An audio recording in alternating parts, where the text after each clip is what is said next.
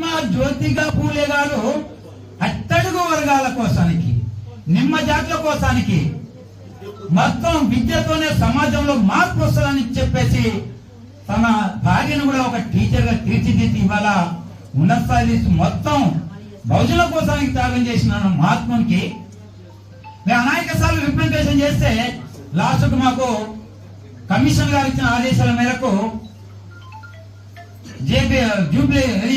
FGPS లో ఎవరి year పెడతా ఉన్నారు.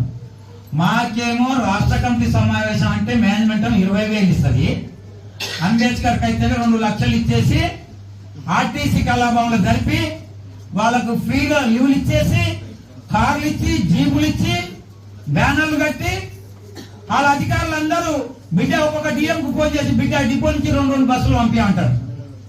చాలా సంతోషం, అప్రిషియేట్ చేస్తున్నాం ఆ యొక్క చైతన్యానికి.